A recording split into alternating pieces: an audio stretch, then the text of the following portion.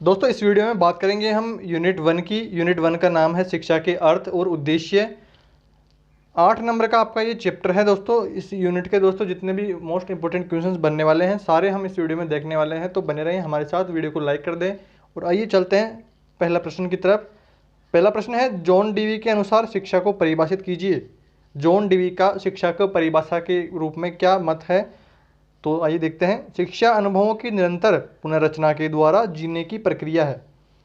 यह व्यक्ति की उन शक्तियों का विकास है जो उसे पर्यावरण को नियंत्रित करने और उसकी संभावनाओं को पूर्ण करने में समर्थ बनाती है। अगला प्रश्न है, सीखने में मुख्यतः कौन कौन से आयाम होते हैं? तो सीखने में 3 आयाम इंपॉर्टेंट है।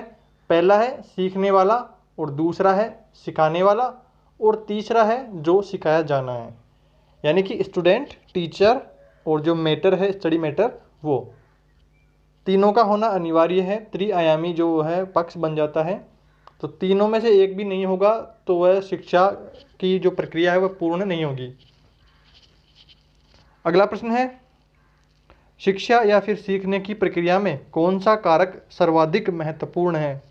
इसका राइट आंसर होगा, शिक्षा या सीखने की प्रक्रिया में विधि या प्रणाली सर्वाधिक महत्वपूर्ण है, क्योंकि सीखने की कोई विधि न होने पर त्रिपक्षता अर्थ शून्य हो जाता है। अगला प्रश्न है, शिक्षा की वास्तविक अर्थ लिखना है। शिक्षा का क्या अर्थ है? डीएलएड 2015 में आया हुआ क्वेश्चन है ये।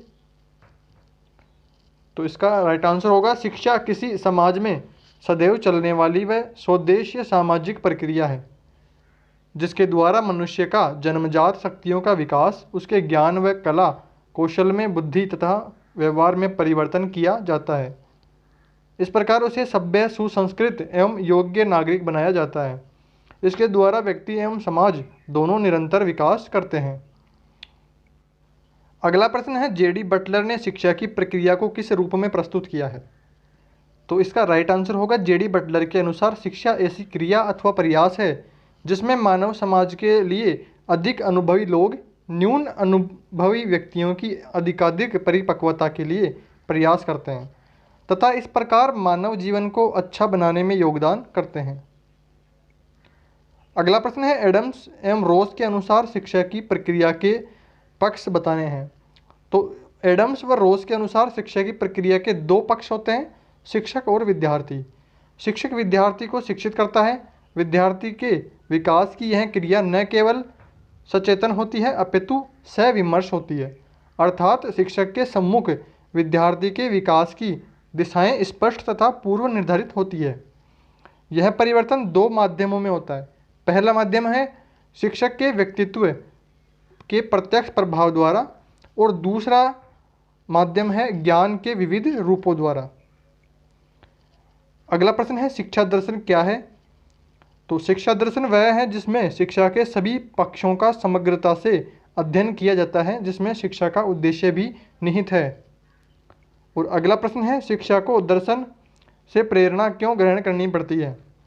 तो इसका राइट आंसर जो है, दर्शन हमारी भावनाओं तथा मनोदशाओं को प्रतिबिंबित करता है और यह भावनाएं हमारे कार्यों को नियंत्रित करती है। शिक्षा का प्रमुख कार्य स्वस्थ मनोवृत्ति का निर्माण करना है, इसलिए दर्शन से शिक्षा का प्रेरणा ग्रहण करनी ही पड़ती है। अगला इंपॉर्टेंट क्वेश्चन दोस्तों, इस बार आने के पूरे चांसेस हैं इस क्वेश्चन के, कि शिक्षा की आवश्यकता क्यों है? शिक्षा की आवश्यकता क्यों है लिखना है आपको। डीएलएड 2018 में आया हुआ है और 2016 में, और इस बार आने के पूरे चांसेस बन रहे हैं इस क्वेश्चन के। तो जन्म से ही मानव की पहली समस्या स्वयं के परिवेश से अनुकूलित होने की होती है। वह स्वयं शिशु के रूप में पर निर्भर होता है। जैसे जैसे वह बढ़ता है वैसे वैसे उसे अन्य कई स्तरों पर अनुकूलन की आवश्यकता पड़ती है। यह अनुकूलन शीघ्र रूप से एवं बाधा रहित हो, इसके लिए शिक्षा की आवश्यकता होती है। शिक्षा में प्रकृति से सामंजस्य होने के साथ साथ स्वयं के संवेग, आवेग, कामना, प्रवृत्तियों एवं अभिलाषाओं से सामंजस्य अथवा अनुकूलन होना भी निहित है। यही कारण है कि शिक्षाविदों ने उपाधिमूलक शिक्षा को समयावधि सीमित माना है, किंतु अनुकूलन के अंतर्गत शिक्षा के लिए जीवन पर्यंत माना है। दर्शन शास्त्र के दर्शन शास्त्र और एक ही सिक्के के पहलू हैं। दर्शन शास्त्र और शिक्षा सिक्के के एक ही पहलू हैं, स्पष्ट करना है। तो इसका राइट आंसर होगा दर्शन शास्त्र के विचारों को शिक्षा में अपनाया जाता है और इसके अनुसार लिखाया व पढ़ाया जाता है। दर्शन शास्त्री जीवन का उद्देश्य स्वतंत्रता को मानते हैं और यह स्वतंत्रता मात्र आर्थिक, राजनीतिक, सामाजिक नहीं अपितु सर्वपक्षीय स्वतंत्रता है, जिसमें रोग, शोक, मोह, लालच, शोषण, अन्याय, अहंकार, असमानता से स्वतंत्र होना निहित है। शिक्षा का भी मूल रूप से स्वतंत्रता ही उद्देश्य है। अतः दर्शन एवं शिक्षा इतने निकट है कि उन्हें सिक्के का एक ही पहलू माना जाता है। अगला प्रश्न है, वास्तविक शिक्षा का संचालन वास्तविक दर्शन ही कर सकता है, समझाइए। शिक्षा एक चेतन तथा स्वेच्छित ऐसी प्रक्रिया है जिसको उचित रूप से संचालित करने के लिए उचित मार्गदर्शन की परम आवश्यकता होती है। सही बात है। बिना मार्गदर्शन के शिक्षा अपने लक्ष्य को कदापि प्राप्त नहीं कर सकती। दर्शन जीवन के वास्तविक लक्ष्य को निर्धारित करता है तथा उस लक्ष्य की प्राप्ति के लिए शिक्षा उचित मार्गदर्शन भी करता है। बिना दर्शन की सहायता के शिक्षा की कोई योजना सत्य तथा उपयोगी नहीं हो सकती। अतः वास्तविक शिक्षा का संचालन वास्तविक दर्शन ही कर सकता है। अगला प्रश्न है, ज्ञान की अनिवार्य शर्तें बताना है। तो ज्ञान की 3 अनिवार्य शर्तें होती है। पहली है विश्वास की अनिवार्यता, दूसरी है विश्वास का सत्य होना और तीसरी है प्रामाणिकता का पर्याप्त आधार होना। अगला प्रश्न है, ज्ञान के मौलिक स्रोत क्या है। तो डीएलएड 2015 में आया हुआ क्वेश्चन है ये। तो ज्ञान के मौलिक स्रोत हैं प्रत्यक्ष, अनुमान, उपमान एवं शब्द। अगला प्रश्न देखते हैं, ज्ञान और शिक्षा एक दूसरे के पूरक होते हैं, व्याख्या कीजिए। ज्ञान और शिक्षा एक दूसरे के पूरक हैं। ज्ञान के बिना शिक्षा प्राप्त नहीं की जा सकती है, शिक्षा के बिना ज्ञान अधूरा है। सामान्यतः जानने का अर्थ ज्ञान से लिया जाता है। ज्ञान हमारे कार्य का आधार है। मनुष्य ज्ञान के आधार पर ही सही या गलत कार्य करता है। शिक्षा वह प्रक्रिया है जिसके द्वारा मानव मन, चेतना एवं आत्मा का उत्तम सर्वोत्कृष्ट विकास होता है। हम जिंदगी में ज्ञान तो प्राप्त कर सकते हैं, बहुत से काम करते हैं, बहुत ही बातें जानते हैं, हमारे पास बहुत सी सूचनाएं होती है, यह सब ज्ञान ही है। हम ज्ञान को प्राप्त करने के लिए तरीके, उसके स्रोत, उसके प्रमाण का भी उपयोग तो रोज़मर्रा की ज़िंदगी में करते हैं। इन सभी के लिए शिक्षा का होना आवश्यक है। अतः स्पष्ट है कि ज्ञान और शिक्षा एक दूसरे के पूरक हैं। अतः हम कह सकते हैं कि शिक्षा ज्ञान का गतिशील रूप है। अगला प्रश्न है, सीखने के कारक कौन कौन से हैं। डीएलएड 19 में आया हुआ क्वेश्चन है ये। और इसके अथवा में जो है सीखने के कोई 2 कारकों को लिखना है। ये डीएलएड 17 में आया क्वेश्चन। और इसके अथवा में है सीखने के कारकों का वर्णन कीजिए। तो इसका राइट आंसर जो है, सीखने के प्रथम कारक है सुनियोजन। दूसरे शब्दों में जो सिखाया जा रहा है उसका स्पष्ट व व्यवस्थित होना आवश्यक है। दूसरा कारक है नवीनता। दूसरे शब्दों में जो सिखाया जा रहा है उसे पूर्व ज्ञात नहीं होना चाहिए, पहले से उसे मैटर के बारे में पता नहीं होना चाहिए, उसके लिए नया होना चाहिए। अतः नवीनता के कारक के बिना सीखना संभव नहीं होता। तीसरा कारक है त्रिपक्षता, अर्थात सीखने वाले को एवं जिसे विषय सिखाना है, इन तीनों का अनिवार्य संबंधित करता है ना। तो इसमें से किसी एक के न होने पर, इनमें से कोई एक भी अगर नहीं होता है तो सीखने की विधि, त्रिपक्षता जो अर्थ होता है वह शून्य हो जाता है। इसलिए शिक्षा के अंतर्गत विधि अथवा प्रणाली बहुत महत्व रखती है। अगला प्रश्न है, शिक्षक अधिगम प्रक्रिया में अवधान क्यों आवश्यक है, अटेंशन क्यों आवश्यक है। तो इसका राइट आंसर जो है, अवधान या ध्यान तथा रुचि मानव जीवन की महत्वपूर्ण क्रिया है। छात्रों में ध्यान विकसित करके उन्हें अध्ययन तथा अधिगम के लिए तैयार किया जाता है। अध्ययन की क्रिया ध्यान तथा रुचि के कारण ही सक्रिय होती है। ध्यान तथा रुचि मनोवैज्ञानिक तत्व हैं। शिक्षण अधिगम प्रक्रिया तभी सुचारू रूप से चलती है जब सीखे जाने वाले ज्ञान एवं क्रियाओं में सीखने वाले की रुचि हो। अवधान केंद्रित होने से शिक्षार्थी शीघ्र सीखते हैं। इस प्रकार सीखा हुआ ज्ञान और कौशल स्थायी होता है और सीखने का तरीका सरल व स्पष्ट हो जाता है। अगला इंपॉर्टेंट क्वेश्चन है, आदर्शवाद के नकारात्मक पक्ष का उल्लेख कीजिए अथवा में है आदर्शवाद का मूल्यांकन कीजिए। तो इसका राइट आंसर जो है आदर्शवाद के नकारात्मक पक्ष से पहली बात यह है कि आदर्शवाद कार्य शिक्षा के उद्देश्य को एक निरपेक्ष सत्ता का विकास बताता है और जो गूढ़ और किसी अर्थ में अबोधगम्य है। दूसरी बात यह है कि विद्यार्थी ऐसे आदर्श को प्रेरक स्वीकार नहीं करते जो दूरस्थ एवं गूढ़ हो। शिक्षक का महत्व अधिक होने से शिक्षार्थी स्वावलंबन नहीं सीख पाता तथा वह शिक्षक पर निर्भर ही रहता है। और तीसरी बात है, आदर्शवाद उच्च उद्देश्य की बहुत चर्चा करता है किंतु उतनी ही गंभीरता, स्पष्टता, अनिश्चितता से विधि अथवा तरीके की चर्चा नहीं करता जिस तरीके से उद्देश्य को पाया जा सकता है। इन सब नकारात्मक कठिनाइयों के होते हुए भी शिक्षा जगत में आदर्शवाद का मूल्य कम नहीं हुआ है। शिक्षा की तकनीक, सामाजिक एवं वैज्ञानिक विकास की दृष्टि से कई परिवर्तन आए किंतु उद्देश्य की पूर्ति के लिए अब भी आवश्यकता हुई। शिक्षाविदों ने आदर्शवाद से ही सामग्री एवं प्रेरणा ग्रहण करी। अगला इंपॉर्टेंट क्वेश्चन है, यथार्थवाद में शिक्षक का क्या स्थान है? और अथवा में है, यथार्थवाद में एक शिक्षक अपनी भूमिका का सफल निर्वाह कैसे कर सकता है? DLED 2016 में क्वेश्चन आया हुआ है और इसका राइट आंसर होगा यथार्थवाद शिक्षक का स्थान प्रकृतिवाद और आदर्शवाद के बीच का है। यह दर्शन न तो प्रकृतिवाद की तरह शिक्षक की अवहेलना करता है और न ही आदर्शवाद की तरह उसे बहुत उच्च स्थान प्रदान करता है। फिर भी यथार्थवाद शिक्षा में शिक्षक को महत्वपूर्ण स्थान दिया गया है। इस दर्शन के अध्यापक से बहुत ही आशाएं हैं। उदाहरण के तौर पर स्कूल अध्यापक से यह आशा करता है कि वह बच्चों के सामने वस्तुओं एवं क्रियाओं को उनके वास्तविक रूप में प्रस्तुत करे और उन्हें निरीक्षण तथा अनुभव करने तथा निर्माण करने के अवसर प्रदान करे। अपना कार्य क्षमतापूर्वक करने के लिए अध्यापक को उपयुक्त प्रशिक्षण दिया जाए। अगला प्रश्न है, ज्ञान का अर्थ एवं प्रकृति को समझाना है। DLED 2018 में आया क्वेश्चन है और इस बार आने के पूरे चांसेस हैं। ज्ञान का अर्थ एवं प्रकृति को समझाइए, या फिर एक क्वेश्चन आ जाएगी ज्ञान का अर्थ समझाइए, या फिर ऐसे आ जाएगी ज्ञान की प्रकृति को समझाइए। तो आप इसे थोड़ा अच्छे से देखें। ज्ञान का अर्थ एवं प्रकृति, तो ज्ञान शब्द ज्ञ धातु से मिलकर बना है जिसका अर्थ होता है जानना या बोध करना या फिर अनुभव, ये साक्षात अनुभव एवं प्रकाश से माना गया है। सरल शब्दों में कहा जाए तो किसी वस्तु अथवा विषय के स्वरूप का जैसा वह है वैसा ही अनुभव या बोध होना ज्ञान है।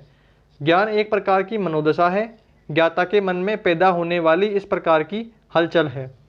हमारे मन में अनेक विचार आते हैं और हमारी खूब सारी मान्यताएं होती हैं जो हमारे मन में हलचल उत्पन्न करती है।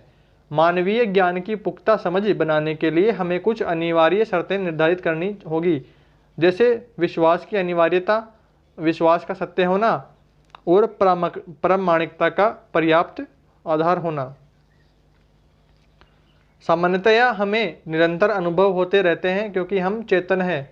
ये अनुभव हमारी 5 इंद्रियों के माध्यम से आते हैं जिनमें नेत्र, कान, जिह्वा, नाक एवं त्वचा सम्मिलित है। इंद्रियों के माध्यम से आए हुए ये अनुभव हमारे मन मस्तिष्क में आते हैं और वहाँ मन एवं मस्तिष्क द्वारा उन्हें व्यवस्थित किया जाता है। किंतु मन मस्तिष्क द्वारा ऐसा करने में एक नया गठित हो जाता है। कारण यह है कि मन मस्तिष्क के पास अपनी अपनी शक्ति होती है और इनका अनुभवों पर लागू होने से अनुभवों का वह रूप नहीं रहता जैसा वह पहले था। इन शक्तियों को हम संयुक्त करने की शक्ति और जटिल बनाने की शक्ति कह सकते हैं। जैसे 2 अनुभव जो अलग अलग आए हैं उन्हें जोड़ने का काम मनस करता है और मस्तिष्क उन्हें अपनी शक्ति के आधार पर बनाई गई कोटियों और श्रेणियों में विभाजित एवं वर्गीकृत करके एक नया रूप दे देता है। इस तरह ज्ञान अनुभवों का संश्लेषणात्मक एवं विश्लेषणात्मक रूप होता है। उसकी परिभाषा यथार्थानुभव ज्ञानम कहकर की जाती है। यथार्थानुभव प्राप्त करने के लिए भारतीय चिंतन में विभिन्न साधनों की चर्चा की गई है, जिसमें प्रमुख है प्रत्यक्ष, अनुमान, उपमान एवं शब्द।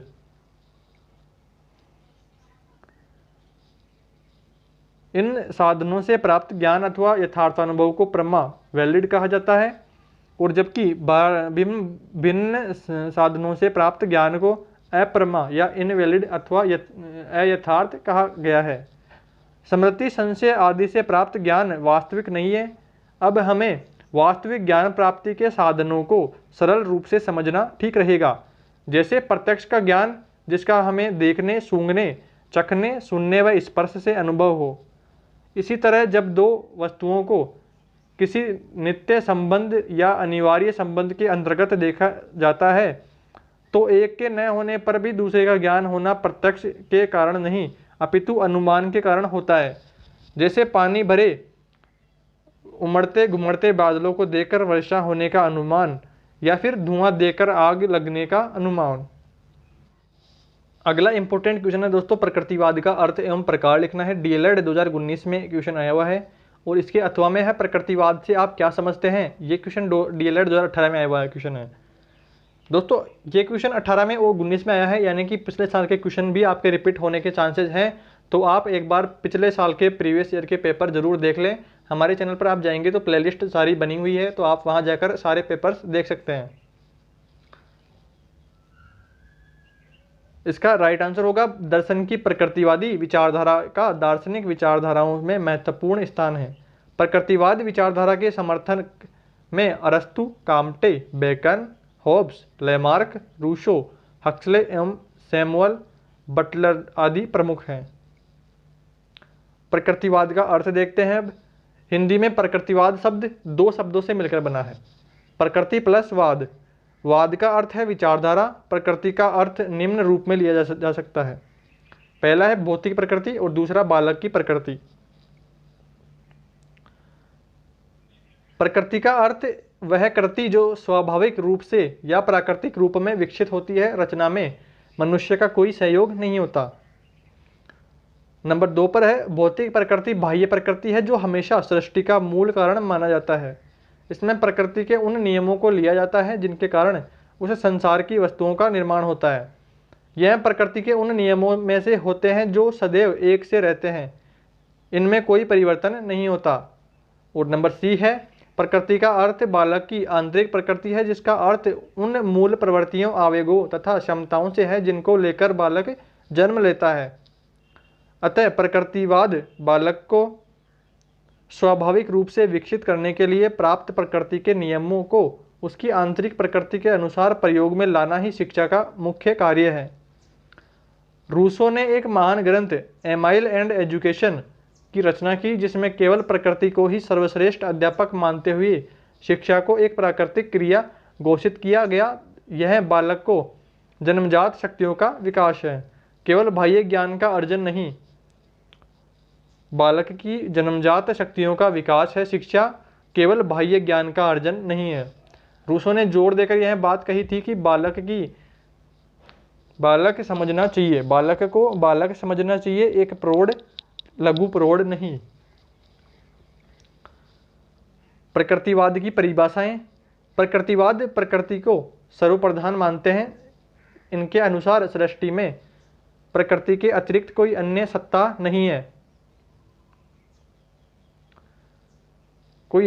नहीं है, यह विचारधारा ईश्वर की सत्ता और आत्मा की अमरता में विश्वास नहीं रखती, इसलिए यह आदर्शवादी विचारधारा के विरोधी विचारधारा मानी जाती है। नंबर 1 पर है रोस्ट के अनुसार प्रकृतिवाद को परिभाषित करना बहुत कठिन है, क्योंकि यह विभिन्न अर्थों में प्रयुक्त किया जाता है। नंबर 2 पर है थॉम्स एवं लैंग। इनके अनुसार प्रकृतिवाद आदर्शवाद के प्रतिकूल पदार्थ के अधीन मस्तिष्क को माना है। यह विश्वास करता है कि अंतिम यथार्थ भौतिक है, आध्यात्मिक नहीं। नंबर 3 पर है वार्ड के अनुसार प्रकृति वह सिद्धांत है जो प्रकृति को ईश्वर से पृथक करता है, आत्मा को पदार्थ के अधीन करता है और अपरिवर्तनशील नियमों को सर्वोत्तम मानता है। चौथे नंबर पर है एडम्स के अनुसार प्रकृतिवाद को शिक्षा की उन प्रणालियों के लिए प्रयोग किया जाता है जो स्कूलों तथा पुस्तकों पर निर्भर नहीं है, अपितु विद्यार्थियों के वास्तविक जीवन को सीधे मार्ग पर डालती है। अब आगे है प्रकृतिवाद के प्रकार। प्रकृतिवाद के 3 प्रकार हैं मुख्य रूप से। पहला है पदार्थवाद या फिर भौतिक प्रकृतिवाद। प्रकृतिवादी विचारधारा का यह रूप संसार या मनुष्य की समस्त क्रियाओं की व्याख्या भौतिक पदार्थों के आधार पर करता है। यह पदार्थ को ही सत्य या शाश्वत मानता है। इस वाद का मनुष्य की अंतर प्रकृति में कोई संबंध नहीं है, इसका संबंध तो बाह्य प्रकृति से है। चूंकि शिक्षा एक मानवीय क्रिया है, इसलिए इसके ऊपर यथार्थवादी प्रकृतिवाद का कोई प्रभाव नहीं पड़ता। नंबर 2 पर है यंत्रवादी प्रकृतिवाद। तो प्रकृतिवाद विचारधारा का यह रूप संसार एवं मनुष्य को एक यंत्र मानता है। जिस प्रकार यंत्र स्वयं कार्य नहीं कर सकता, उनको संचालित करना पड़ता है, उसी प्रकार मनुष्य की पूर्ण रूप से बाह्य प्रभावों द्वारा संचालित होता है। मनुष्य के वेतन तत्व की सत्ता को स्वीकार नहीं करता। इसके अनुसार संपूर्ण संसार ही एक प्राण विहीन यंत्र है, जिसका निर्माण पदार्थ तथा गति से मिलकर हुआ है और कोई उद्देश्य, प्रयोजन या आध्यात्मिक शक्ति नहीं है। यंत्रवादी प्रकृतिवाद ने मनोविज्ञान में व्यवहारवाद को जन्म दिया, जिसके अनुसार प्रत्येक बालक कुछ सहज क्रियाओं को लेकर उत्पन्न होता है। जब यह सहज क्रियाएं बाहरी पर्यावरण के संपर्क में आती है, तब संबंध सहज क्रियाओं की रचना हो जाती है, जिसके आधार पर प्रत्येक व्यक्ति कार्य करता है। इस प्रकार व्यवहारवाद पशु और मनुष्य क्रियाओं में कोई भेद नहीं मानता, परंतु यह विचार सर्वमान्य नहीं है, क्योंकि मनुष्य में केवल यंत्रिका ही नहीं अपितु उसके परिस्थितियों पर विजय प्राप्त करने की क्षमता भी है। और नंबर 3 पर है जैविक प्रकृतिवाद। प्रकृतिवाद विचारधारा का यह रूप विकास सिद्धांत में आस्था रखता है। विकास सिद्धांत के अनुसार जीवों के विकास का एक क्रम होता है। इसके अनुसार साधारण जातियों से पौधे, पौधों से जीव जंतुओं, जीव जंतुओं से पशुओं और मनुष्य से मनुष्य का निर्माण हुआ है। इस विचारधारा के समर्थक मनुष्य और पशुओं में समानता नैसर्गिक स्वभाव के कारण मानते हैं। जैविक प्रकृतिवाद डार्विन के विकासवाद के सिद्धांत पर आधारित है। डार्विन ने विकास के 2 सिद्धांत दिए हैं। पहला है जीवन का संघर्ष, दूसरा है समर्थ का अस्तित्व। प्रत्येक प्राणी जीवित रहना चाहता है। जीवित रहने के लिए उसे निरंतर संघर्ष करना पड़ता है। जो समर्थ होता है वह विजयी होता है। सही बात है। फ्रांसीसी वैज्ञानिक लेमार्क ने भी इन सिद्धांतों की व्याख्या की है और कहा कि संसार में वही व्यक्ति जीवित रह सकता है जो अपने आप को परिस्थितियों या वातावरण के अनुकूल बना लेता है। इस प्रकार इस विचारधारा के अनुसार बालक को इस प्रकार शिक्षा दी जानी चाहिए जिससे वह अपने आप को परिस्थितियों और वातावरण के अनुकूल बना सके।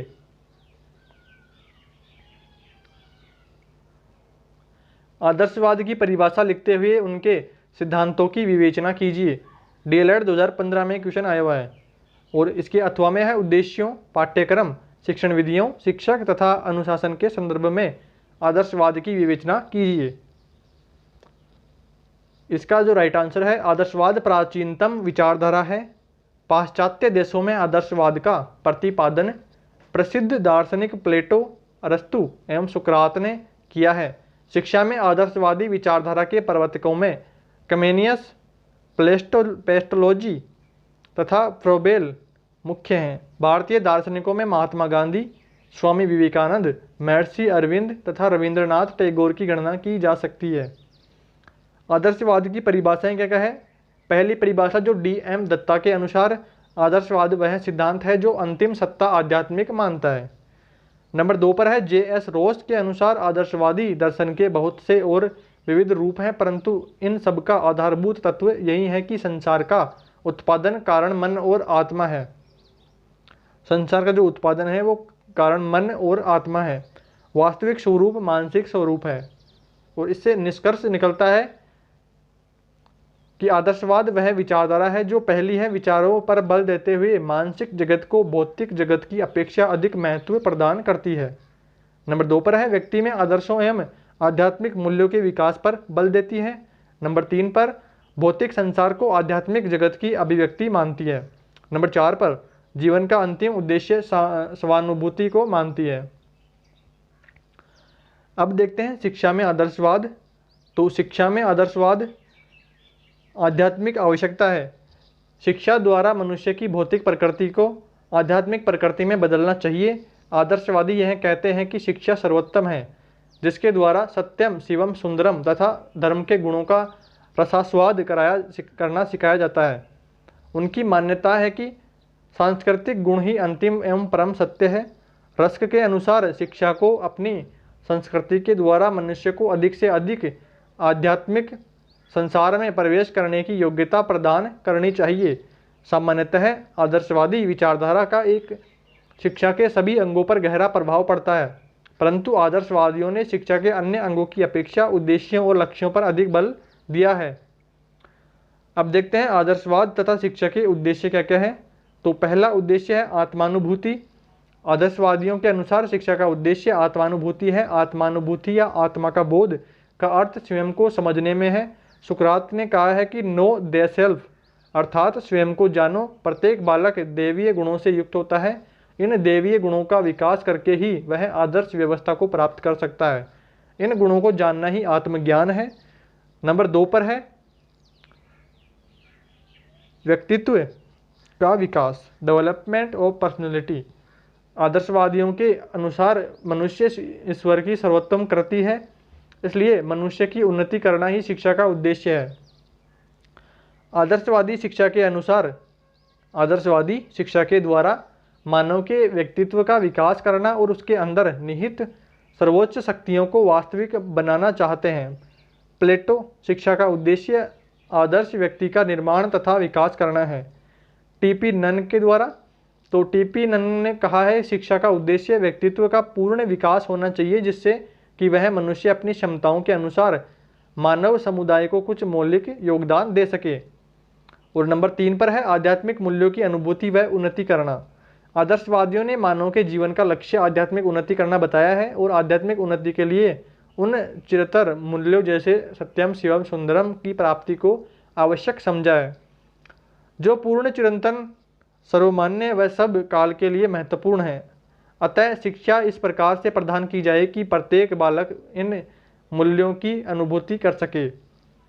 नंबर 4 पर है सांस्कृतिक विराम की रक्षा एवं बुद्धि। मनुष्य की संस्कृति उसकी पैतृक धरोहर है तथा उसका संरक्षण तथा विकास करना तथा उसको नई पीढ़ी तक पहुंचाना उसका परम कर्तव्य है। यह सब शिक्षा की सहायता से ही संभव हो पाया है। तो दोस्तों ये थे सारे मोस्ट इम्पोर्टेंट प्रश्न जो इस यूनिट से बनने वाले हैं।